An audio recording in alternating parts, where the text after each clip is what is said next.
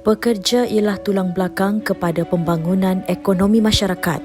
Tanpa pekerja, pemodal yang melabur dalam pengeluaran barangan dan perkhidmatan tidak dapat menjana keuntungan. Namun, adakah pekerja-pekerja ini mendapat pulangan yang sewajarnya daripada pengorbanan tenaga kerja dan masa? Presiden Majlis Belia Sabah, Ahmad Farid Sainuri menyifatkan, di Sabah biarpun dilihat semakin maju, namun masalah pendapatan serta gaji yang rendah masih merupakan satu masalah serius yang dihadapi oleh rakyat di negeri ini. Saya tidak nafikan ada beberapa kelompok yang sangat-sangat terkesan secara kritikal. Ya, antaranya ada di kalangan umur-umur 40 tahunan ke bawah ini. Kebanyakan semua sedia maklum Sabah ada 3 major ekonomi. Mana oil and gas salah satunya, juga tourism. Jadi kebanyakan anak muda berbagai latar belakang, maksudnya expertise ya. Ini graduan daripada engineering daripada accounting akhirnya akan end up dalam tourism industry.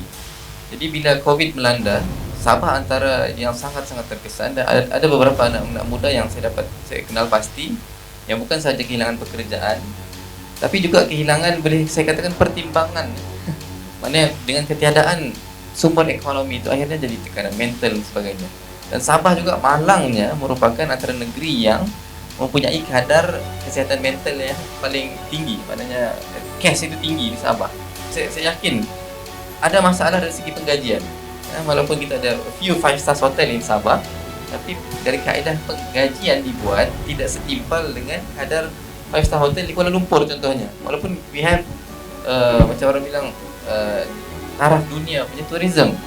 Jadi dari aspek itu sendiri, baik sebelum dan selepas, masih memang ada kesan ekonomi yang boleh saya katakan negatif lah. Maknanya tidak sihat kepada golongan belia dan secara tidak langsung kepada seluruh masyarakat secara keseluruhan.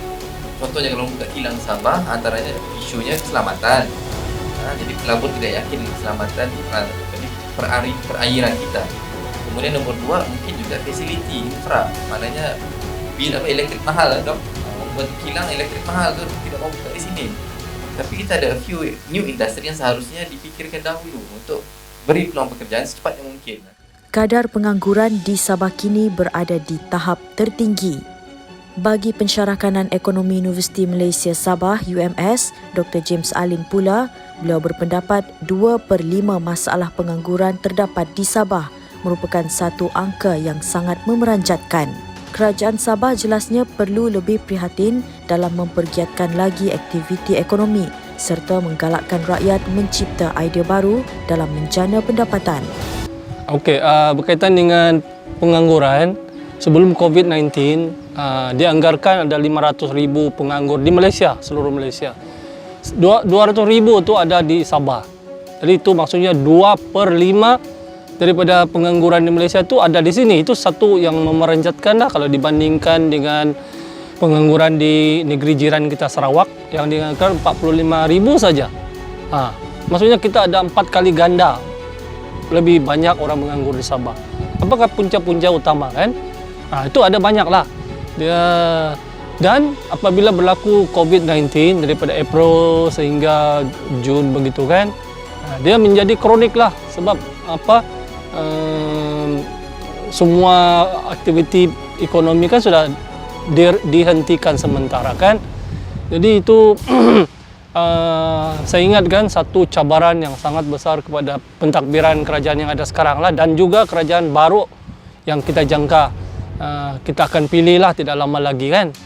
Kita sangat bergantung dengan panggil pelancong kan, dari segi memberi peluang pekerjaan dan juga menjana pendapatan, dan itu perlu difikir semula lah. Mungkin kita perlu mempelbagaikan. Kalau kita boleh juga kita teruskan pelancongan, tapi pelancongan yang jenis apa yang boleh mengurangkan impak yang besar yang begitu. Tapi juga mesti memikirkan bagaimana bagi mereka kemahiran baru. Sebab sebelum ini kan mereka tahu jaga hotel saja atau jaga pelancong saja. Kenapa masa ini bila mereka belum bagi bekerja, kenapa tidak bagi mereka latihan untuk buat benda-benda yang lain, kemahiran yang lain kan? Kemahiran yang mereka boleh guna tanpa bergantung kepada bekerja di luar. Ada banyak. Kerajaan negeri Sabah perlu menjayakan dasar yang memberi keutamaan industri yang perlu dibangunkan selain sektor sedia ada yang akan terus diberikan tumpuan. Pensyarah Kanan Politik Ekonomi Universiti Teknologi Mara UiTM Sabah, Dr. Firdausi Sufian berkata, kerajaan juga perlu memantau dan memastikan setiap sasaran berjaya dicapai dan berupaya memberikan impak kepada kemajuan dan kemakmuran rakyat di negeri ini. Saya rasa ramai pengubal dasar di Sabah ini terlalu lihat kepentingan ekspor bahan-bahan mentah, contohnya minyak, kelapa sawit, barang-barang pertanian, tapi tidak lihat kepentingan hiliran itu. Hiliran itulah yang sebenarnya memberi peluang kepelbagaian ekonomi. Apabila berlaku pelbagaian ekonomi itu, maka meningkatlah peluang pekerjaan. Bila kita cerita pasal peluang pekerjaan pula, semasa COVID ini sebelum COVID pun, Sabah memang kadar pengangguran memang tinggi. Right? 5.6%, 5.8%. Yang terendah dulu pernah direkod, saya tidak silap saya 2016 atau 2015 di mana 4.7. 4.7, 5.8 kalau kita translate kepada number is 100 over 1000. So sekarang ni kita bercakap ini kan kita ada 117,000 orang yang menganggur, right? So itu tahun lalu. Belum masuk lagi selepas pasca COVID ini, kalau melihat statistik Jabatan Statistik Negara itu sebanyak 776 orang yang 776,000 orang menganggur seluruh Malaysia. Around 30% I can say or 20% come from Sabah. So itu banyak. Itu orang yang menganggur, belum lagi belia. Belia yang menganggur di Sabah ini merupakan yang tertinggi. Kadar kemiskinan di Sabah adalah 19%. Mengikut PLI yang baru, alright. Itu adalah dekat 100 lebih ribu orang isi rumah. Isi rumah itu contohnya dalam isi rumah itu ada 4 orang. So you kali 100,000 kali 4. So 400,000 orang lah yang di bawah kadar pengangguran di Sabah ini adalah 2,583 53. So kadar kemiskinan tinggi sebab pengangguran. Tidak dapat cari pekerjaan, maka mereka termasuk dalam golongan orang yang menganggur, orang yang miskin. So selain daripada itu juga kalau kita lihat sekarang ini apabila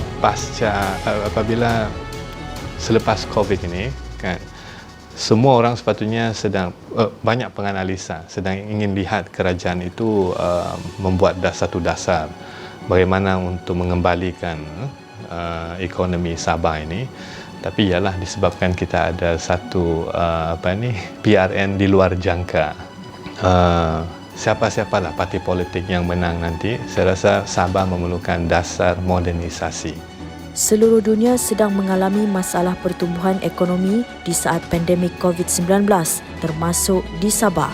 Kadar produktiviti kerja yang terdapat hari ini menunjukkan pekerja-pekerja di negeri ini dibayar dengan gaji yang tidak sewajarnya. Hal ini perlu diberi perhatian khusus terutama kepada rakyat yang hilang pekerjaan dan juga berpendapatan rendah.